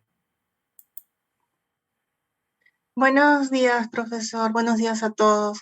Tengo una duda. Recordando la época donde Moisés sube al monte Sinaí a recoger los mandamientos y queda Aarón a cargo del pueblo, siendo Aarón el que prácticamente hace el becerro de oro, ¿por qué se le permitió seguir a cargo de los levitas sin una mayor sanción? Porque él siguió como sumo sacerdote, digamos así. Gracias. Ya. Bueno, el texto no nos menciona mucho con respecto a eso. Sí se da que el pueblo quebranta, ¿no?, su condición, pero también había que ver que ese acontecimiento es muy cercano a la salida de Egipto, y cuando Moisés está en esos 40 días ahí en el desierto, no hay visión de él, no se sabe nada acerca de él. El pueblo retoma su propia costumbre, ¿no?, su tradición, porque, valga verdad, es Israel venía de una cultura idolátrica, ¿no?, de una cultura politeísta, ¿no? De hecho, que Abraham, cuando sale de Ur de los Caldeos, sale pues de una cultura completamente politeísta. Entonces, esa idea del monoteísmo va a ser muy difícil para Israel que se aplique inmediatamente, ¿no? Eso va a pasar siglos inclusive para que Israel pueda entender ese propósito de Dios y de entender que hay un solo Dios, ¿no? Siempre estuvo Israel implicado con respecto a, a que en su contexto siempre habían otros dioses y la posibilidad también de adorar a esos dioses. Entonces Israel esa era la implicancia, y la ley generalmente planteaba este aspecto, y en el Sinaí también se da eso. Pero cuando por, por presión del pueblo, Aarón hace este becerro, lo hace pensando en que ese becerro es Jehová, es Yahvé. No está hablando de un Dios diferente o de un Dios distinto, ¿no? O sea que la representación, la imagen que hace es de Jehová, ¿no? Y lo hace al modo de lo que había en los pueblos cercanos, ¿no? Un becerro. Entonces, desde ahí, su concepción no era ofrecer a otro Dios. El problema es que él estaba quebrantando ese en el mandamiento, dice: no os hagáis imagen, ¿no?, ni otra semejanza de Dios. O sea, para Aarón estaba esa semejanza, esa imagen estaba recayendo en el becerro. Y él lo hace por presión del pueblo. Lo curioso es que no hay un castigo. Hay el castigo al pueblo, que básicamente ellos fueron los promotores de todo esto, sí, pero se continúa el ministerio de Aarón. Y creo que esto implica que estaba más el principio de que Dios había establecido un sacerdocio, y si bien estaba establecido en Aarón y la familia de Aarón, ¿no?, este elemento nos quiebra ese proceso de sacerdocio, ¿no? En todo caso, podía hacerse el sacrificio correspondiente para eso, ¿no? En todo caso, ¿no? Posiblemente para no quebrar ese aspecto y poner a otro, ¿no? No se dispuso tal cosa, ¿no? De repente, si nosotros hubiéramos dado el lugar de Dios, sí lo hubiéramos hecho, ¿no? Pero no hay en la Biblia muestra del por qué y cuál fue el pensamiento de Dios frente a este hecho, ¿no? Simplemente creo que tiene que ver con la promesa que él hizo, ¿no? Una promesa que está en Aarón, que va y pasa por las generaciones. Ahora, pero eso no significa que no va a ser castigado el pecado, porque ya conocemos el asunto que se dio con Nadab y Abiú, ¿no? Los hijos de Aarón. Entonces también ahí hay una implicancia de castigo cuando no hay en el proceso, ya como en el sacerdocio. Ya. Aquí creo que lo que utiliza Aarón es el hecho de extender su acción sacerdotal a un hecho que el pueblo le pide, ¿no? ¿No? Como una implicancia de búsqueda de Dios que no era la correcta, ¿no? Muy bien, Javier, ¿su apellido, hermano Javier?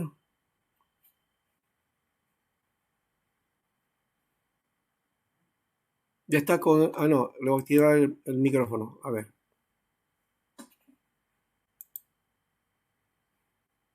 Ya, puede hablar. Javier Víctor.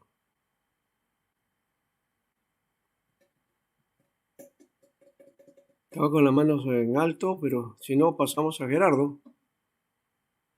¿Está Javier?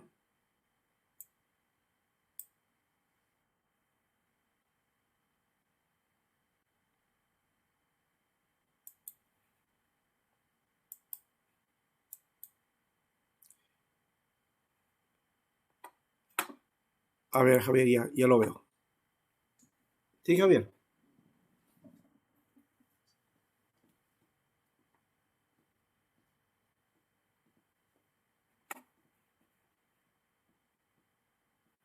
Si no, vamos, Gerardo Morales.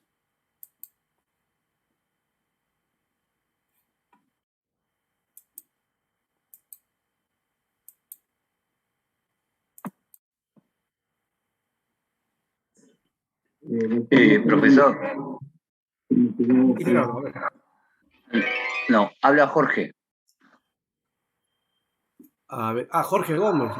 Sí. A ver, en el caso del Éxodo, se puede decir de que probablemente todo el pueblo que salía de Egipto, el pueblo de Israel que salía de Egipto, salía con tradiciones, prácticas, todo contaminadas, ¿no? Definitivamente Moisés les quiere dar otro tipo de doctrina, otro tipo de creencia, y obviamente les va dando en el transcurso del Éxodo, ¿no? Pero esto se puede decir que debería morir esa generación que salió de Egipto y la nueva generación, producto de ellos, ya digamos más limpia, es la que debería entrar. Es por eso que Dios planificó los 40 años, debido a la imposibilidad de hacer el cambio en las personas. ¿Se puede pensar de esa forma? Bueno, pero en el caso de los 38 años que tuvo que pasar Israel fue no tanto por eso, sino porque frente a la situación de la noticia de los espías, ellos como que se retractan y por supuesto el pueblo ya no, eh, no confía en Dios, en que el hecho de que podían pasar a la tierra y tomarla.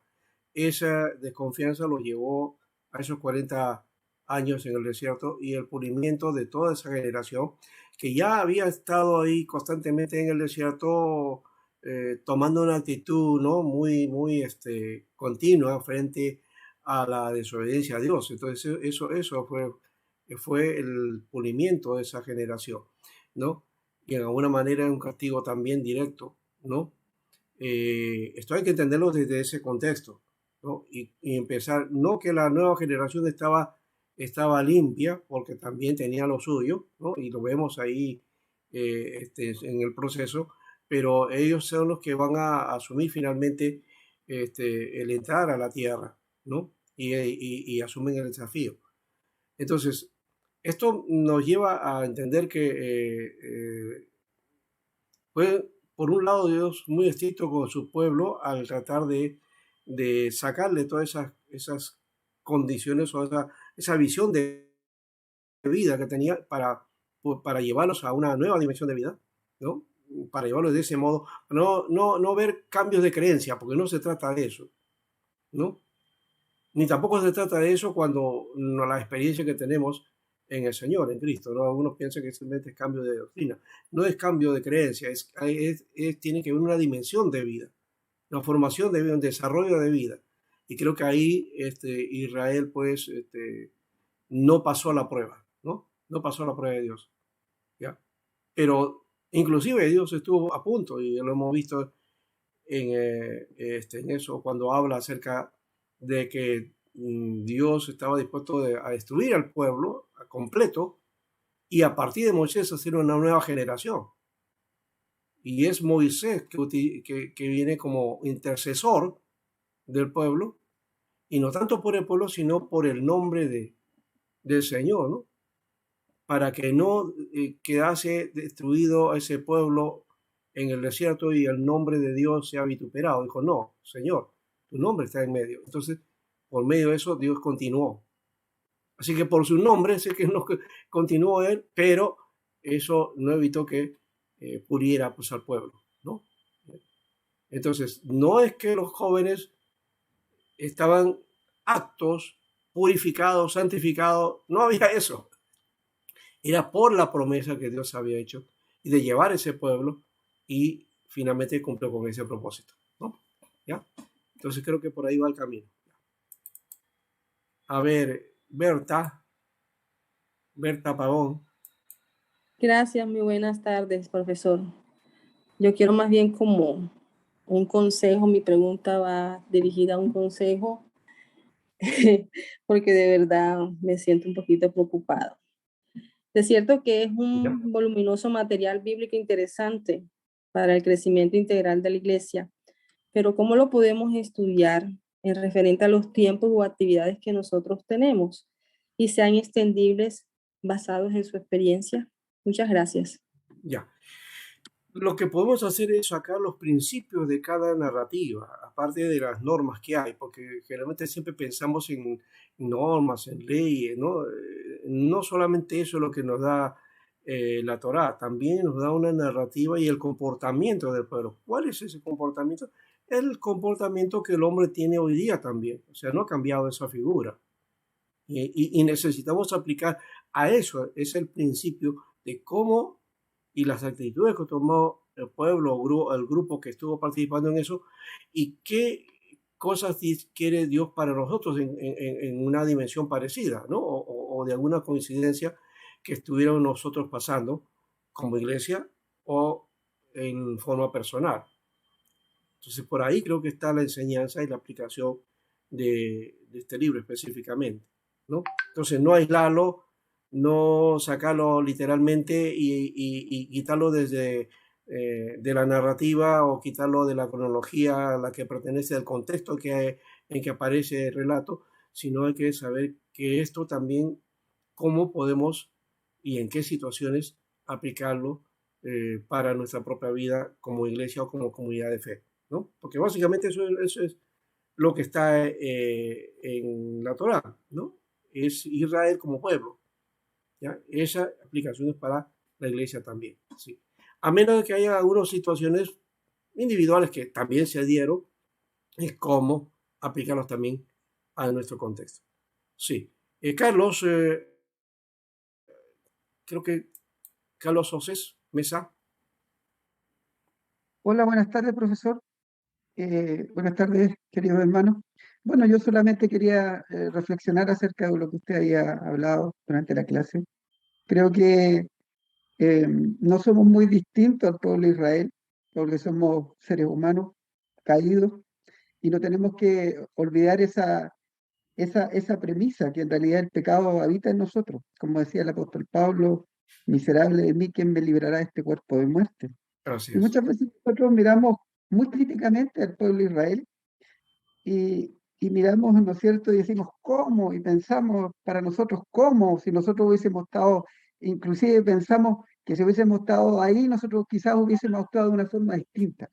Y en realidad, quizás nunca vamos a poder darle respuesta a todas las cosas, pero sí las cosas que están escritas en la narrativa, en la historia del pueblo de Israel, nos permiten a nosotros hoy día comprender que somos seres humanos falibles.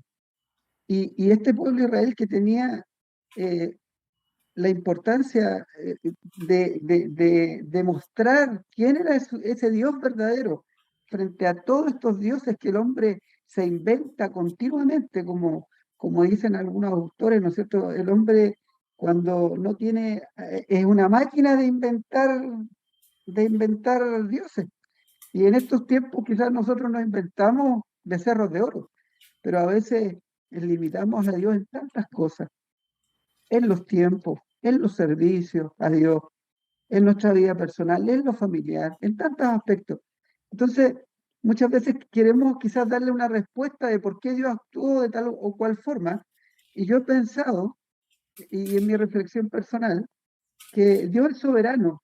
Todo, como dice la Escritura, lo que Él ha hecho, lo hizo, y Él muchas veces no nos va a dar una respuesta cierta, pero sí, a través de los acontecimientos, a través de los hechos que nosotros observamos, vemos cómo el hombre imperfecto, Dios le permite, ¿no es cierto?, Él acercándose a nosotros, mostrarnos su gracia abundante para poder comprender que Él es el Dios que salva, que Él es el Dios que abunda en gracia, en misericordia, que es total, infinitamente distinto a nosotros y que cada vez que vamos conociendo más acerca del pueblo de Israel y nos vamos identificando nosotros en esas actitudes a veces, nos permite engrandecer y ver más grande a nuestro Dios, al Dios que nosotros servimos.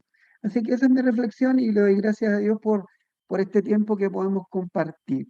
Quizás no tenemos respuesta para todo lo que Dios hace, pero sí, si nos reflejamos un poco en eso, vamos a entender que Dios es infinitamente superior a nosotros y que su gracia siempre la vamos a ver a través de toda la historia y todos los relatos bíblicos, siempre vamos a ver su gracia actuando. Así que, ¿por qué no hubo un castigo más severo? Yo pienso simplemente en la gracia de Dios. Así es, claro. Y sobre todo porque ya tenemos todo el proceso de la revelación cumplida. Por eso es que no recibimos ese castigo como Israel, ¿no? Si estuviéramos en esa época, pues nos tocaba lo mismo, igual, hubiera pasado y la actitud de Dios hubiera sido la misma, ¿no? Pero en Cristo y por su gracia es que no somos, pues, consumidos, como dice la Escritura, ¿no? Entonces eso también hay que tomarlo en cuenta. Y como dije por ser de Israel, ni lo vamos a condenar y tampoco vamos a decir que la iglesia está libre pues, de esto, ¿no? Porque también, a pesar de que no estamos en ese principio, pero sí en este tiempo también hay ciertos comportamientos que la iglesia también, Dios las toma en cuenta, ¿eh? Y va a tener también que pasar por su respectiva prueba, ¿no? Y como usted dijo, ya no tenemos ídolos, pero sí hay formas de idolatría. Hay formas, ya no tenemos el uso de monumentos o algo así, o algunas religiones sí lo hacen, pero la sociedad moderna tiene sus propias imágenes, sus propias proyecciones idolátricas, sus propios dioses. Se van construyendo dioses, ¿no? Lo vemos en la música, en la política, en el deporte, en diferentes áreas de expansión del hombre, ¿no? Y se ve ese tipo de formas, ¿ya? Que nos muestran, pues, la actitud religiosa que tiene el hombre, ¿no? Siempre se crea ídolos. Estos se llamamos ídolos de barro, pero lo cierto es que son ídolos, finalmente, ¿no? Y que sean. Bueno, ahora Gerardo, creo que de Ecuador, nuestro hermano era de Chile, y quería decirle un saludo a Chile, bueno, también a Ecuador y a todos los demás países que están emprestados acá, Colombia, ¿no? Somos latinos todos, qué bueno eso, saberlo, aunque me liga mucho Chile, lo digo por otra cosa especial, especialmente Valparaíso, ¿no? Pero bienvenidos todos somos hermanos en Cristo y hermanos latinos también. Gerardo. Ya creo que habló, ¿no? Ya mencionó, ¿verdad, Gerardo? No, tenía una inquietud, doctor Alberto. Ciertamente el libro de Números pues, refleja el tema de desierto, ¿no? Y la salida de Egipto propiamente. Y claro, aquí se revela un proceso en el que está viviendo Israel de desierto. Y a veces no nos gustan los desiertos, pero son importantes estos procesos que que lo vemos aquí en la Escritura, como cuando el recién convertido, ¿no? Va adquiriendo la revelación de la palabra. En el desierto se revela la palabra. Y qué interesante cómo se revela la provisión de Dios, la misericordia de Dios, la fuente que es Dios, el cuidado que es Dios, ¿no? A través de todos los símbolos que encontramos en la Escritura, en el libro de Números, de Éxodo, etc. Mi pregunta es esta. Nosotros vemos que aquí son 40 años y no sé, en el tema de la numerología, ¿qué opinión tiene usted con respecto? Porque vemos el número 40 a lo largo de la Escritura en realidad. Y yo estaba recordando los 40 días que pasa Jesús en el desierto también. Y que usted había mencionado que los 40 años, pues, reprobó Israel. Pero Jesús los aprobó, en cambio, ¿no? En ese estado de vulnerabilidad, en un mismo desierto, Jesús cumple y nos revela también cómo es la batalla en el desierto. Escrito está, y tomando la Escritura como esa fuente de ancla, de base para la obediencia y salir victoriosos, que los israelitas ni nosotros lo hemos cumplido, pero en Cristo sí. Pero la pregunta es, 40 años simboliza transición, simboliza santificación, simboliza posiblemente prueba. ¿Usted podría ampliar esto? ¿Qué tan importante es a veces tener presente la numerología en la Escritura? Gracias. Sí, la numerología está presente en el texto y bueno, pues en la interpretación bíblica los números tienen mucha significancia, ¿no? Especialmente Israel le ha dado ese aspecto. La gematría, por ejemplo, está presente, es una forma también de buscar este tipo de cosas. También la esotérica judía, ¿no? La cábala, ¿no? Y otras formas, y el Talmud también tiene esto presente. En todo caso, hay que utilizarlas, pero también no hay que abusar de ellas, ¿no? Porque no vayamos nosotros a una dimensión tampoco de significados y símbolos que a veces las sacamos de su contexto. Creo que sí. Esto implica esos 40 años, 40 días, de alguna manera es el trato de Dios. Es el trato de Dios, ¿no? En este caso, el trato de Dios para con Israel, el trato de Dios que tuvo también con Moisés, ¿no? En varios momentos con Moisés, y la Biblia habla de los 40 días también ahí. El caso de Jesús, ¿cierto? También, pero es ese trato de Dios. Por lo menos eso es lo que trato de implicar con respecto a ese proceso. Pero también implica generación, ¿no? Y en la Biblia mostramos que hay varios números de generaciones. 40 años, una generación, 120 años, una generación, 70 años, generación, son los que están relacionados a generación, ¿no? Con respecto a eso estoy mencionando. Y debemos darle ese sentido. Más allá de esto, como hemos dicho, hay que tener ese cuidado, ¿no? De darle simbologías que no corresponden, ¿no? Entonces, no necesitamos nosotros aplicar 40 días de ayuno, ¿no? Si alguno quiere hacerlo, lo hace. Yo conozco hermanos y amigos, y yo sé ministrar inclusive, que han pasado 40 días, ¿ya? Se puede hacer eso, pero no aconsejo que todos lo hagan, ¿no? Eso creo que tiene que ver cada uno en la relación con Dios, pero no necesitamos tampoco de 40 días de ayuno en ese aspecto, sino del trato de Dios para con nosotros. ¿Cuánto dura ese proceso? Bueno, para nosotros va a tener que pasar toda la vida, ¿no? Hasta que lleguemos a la presencia de Él. Eso lo entiendo así, ¿no? Entonces ya rompe con más de 40 años, ¿no? Yo ya tengo edad de creyente de paso, ¿no? Yo, ya van a ser 57 años ya este año, ¿ya? O sea, ya pasé los 40, pero eso no implica que ya pues está todo perfeccionado, no. El proceso continúa. Por eso hay que tener con ese cuidado de asumir solamente a lo que el texto nos indica, ¿no? Muy bien. Javier Barletti, a ver.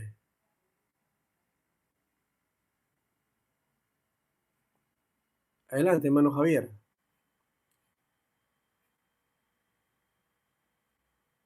Gisela también, Gisela Vallejo.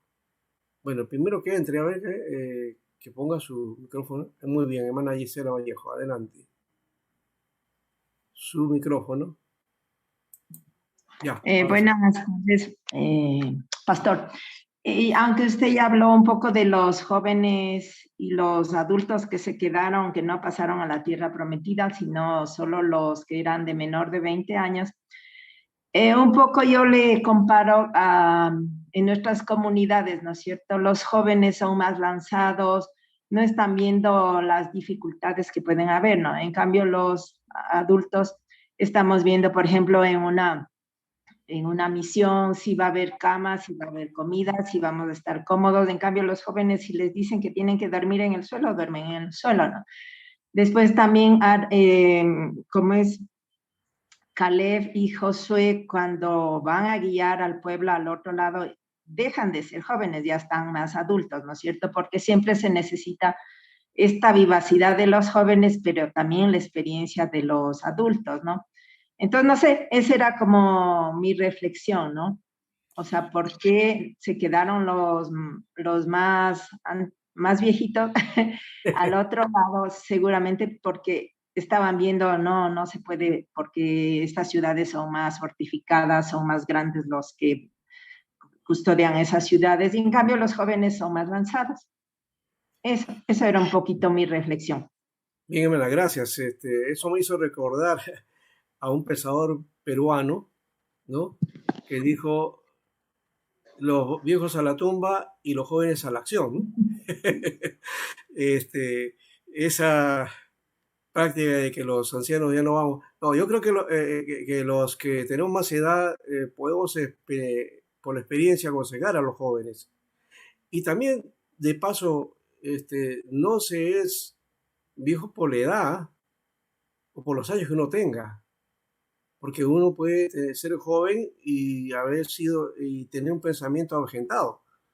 Entonces, la acción debe tomarse en cuenta. Es cierto que dice, bueno, por cuestiones de salud uno se cuida, cierto, pero cuando es necesario pues ir a la tarea de la obra y no están las condiciones adecuadas, pues tener que aguantarlas, ¿no? Yo las aguanté de joven y las aguanto hasta ahora, ¿no? Yo no le hago problema con ese aspecto. Creo que eso no, pero la actitud juvenil sí creo que es importante.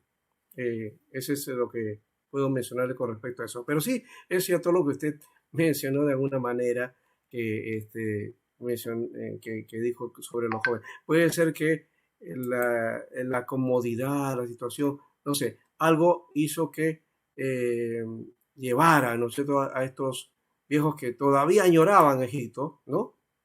O sea, eso creo que fue la culmen, ¿no? Entonces, tenía que borrar esa visión de lo que había ocurrido allá en Egipto, ¿no? O lo que era Egipto para ellos. Eso tuvo que borrarse en el pueblo. Bien, ahora sí, Javier.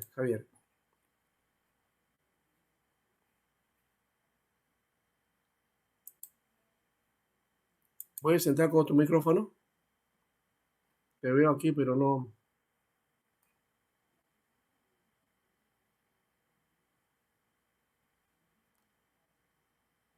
Si no, vamos terminando con las preguntas que están aquí al costado. Ya está, Javier, ahora sí, ya. Javier. Te escuchamos rápido. Ya estamos en la hora. Parece que el audio no te va. Estás con audio, pero no se te escucha.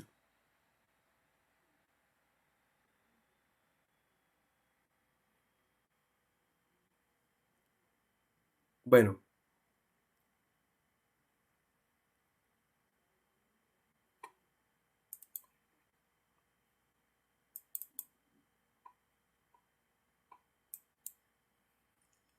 Bueno, vamos a dejarlo, Javier, está con buena intención, pero parece que no, el audio no va. De todas maneras, gracias. Y vamos terminando esta parte ya.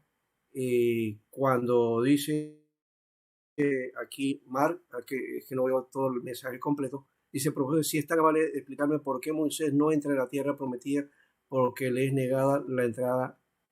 Bueno, eso está hablando del acontecimiento que hubo también en el capítulo 20, que aparece aquí, ¿ya? En Cádiz, ¿ya? En Cádiz Barnea, que hay este asunto de cuando él tiene que gritar en la roca, lo que hace es, le dice, bueno, habla de la roca como la primera vez, ¿no?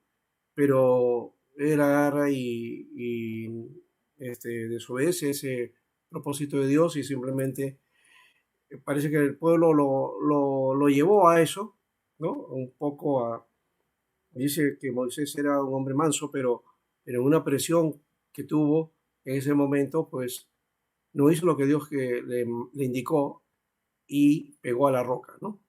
Y luego, claro, se quedó agua, pero no fue el propósito. Entonces, eso como que, no tanto la actitud de la roca, que algunos hablan que fue la primera vez la roca que habló y la tocó y ahora no debería hacerlo. Esto como que implicaba doble sacrificio o algo así. No tiene nada que ver con eso. Me parece que tiene que ver con otra situación. O sea, es la actitud de Moisés, ¿no? Parece que la presión del pueblo lo llevó a una situación de crisis que tomó esa actitud. Y eso es lo que Dios vio y dijo hasta aquí nomás Moisés, ¿no? Vio la tierra, sí la vio. Disfrutó de ella, aunque no participó básicamente de ella, ¿no? Eso creo que es una cosa. Pero el hecho de que no haya llegado él a pisar la tierra y solamente mirarla, no significa eso. El Señor se lo llevó y creo que está en buena tierra también, ¿no? Él finalmente sí llegó a la tierra de Dios, a la tierra final, la tierra prometida. También acá dice, en relación a los atuendos usados por Aarón y los levitas, es lo indicado por Dios. En la actualidad, en nuestra liturgia perfectamente aplica usar ropa solo de nuestra cultura. ¿Cuál es el trasfondo espiritual en el Antiguo Testamento en relación con nuestra liturgia actual por parte de los que ministramos? Bueno, hay costumbres en las iglesias, depende de las tradiciones de cada iglesia y de los movimientos cristianos. Respetamos, los ortodoxos tienen una forma, los sacerdotes tienen una forma, los ministros protestantes también tienen una forma, en los luteranos, los anglicanos, los presbiterianos también hay formas también de uso que le dan un corte, digamos, del acto que están realizando, ¿no? ¿Ya? Entonces, eso creo que tiene ese sentido. Más allá de eso, creo que no hay que asumirlo. Por ejemplo, cuando ya en lo moderno se comenzó a utilizar el cuello clerical, que de paso el cuello clerical corresponde a la tradición presbiteriana, ¿no? Se comenzó a utilizar en toda Europa, en todas las iglesias protestantes. Pero cuando vino de rebote a nuestra Latinoamérica, pero lo comenzaron a utilizar ¿quiénes? Los sacerdotes católicos. Y cuando las misiones evangélicas vinieron, ya no utilizaron eso, y entonces los pastores usan terno. Ese es el símbolo que tenemos hoy, ¿no? Usamos terno y corbata y ya somos los ministros, los pastores. Pero creo que recuerden esto, ¿no? El hábito no hace al monje. No es ese hecho. El hecho es el ministerio que uno realice. Eso creo que es importante. Y vamos terminando. El tema de la muerte en la conquista de la tierra prometida fue un criterio matar por matar a fin de tomar la tierra. Fue tan así como ocurre en Ucrania. Se puede explicar un Dios que permite la muerte en estos contextos. Hay que ver el contexto específico de esa época también, ¿no? Y las características que tenían esos pueblos. Debe haber sido pues tan terrible para Dios como para tratar de arrastrar o eliminar estos pueblos. Yo creo que hoy día estamos en otras condiciones, aunque la naturaleza pecaminosa humana continúa igual y se ve presente en cada nación, ¿no? Entonces, otra más, y se quería compartir que nosotros como hijos de Dios somos probados aquí en la tierra, como fue probado el pueblo de Israel en el desierto, para luego, así como está escrito en 1 Tesalonicenses 4, 13 al 18. Sí, de alguna manera es así. O sea, debemos tomarlo eso como una prueba de parte de Dios para Israel, y nosotros tenemos también nuestro proceso aquí en el desierto. Así que nada llevaremos allá si es que nosotros aquí el Señor pues nos da y cumple su, digamos así, ¿no? El proceso del juicio aquí, ¿no? Eso creo que va va por ese lado.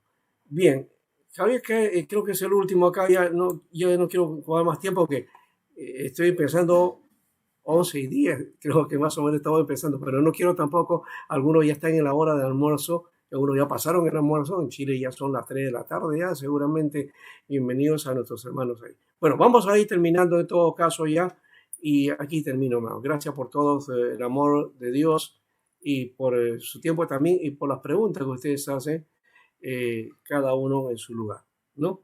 Gracias entonces por esto, y vamos a la siguiente, la de Deuteronomio, la próxima semana, ¿no? Y creo que hay una prueba también, ¿no? Entonces eso es también el otro camino. Vamos entonces a dejar este espacio y nos vamos despidiendo. Entonces la próxima semana nos vemos ya con la última parte, y esto ya todo el resumen de todo lo que es la parte de Pentateuco y de las tradiciones. Hermano José, que usted deseaba decir algo antes, no quiero dejarlo ahí en el aire. Agradecerle, maestro, por tan excelente clase, explicación. Bueno, ya, gracias por lo que me da usted, pero también para servirles a ustedes, ¿no? En lo que podamos.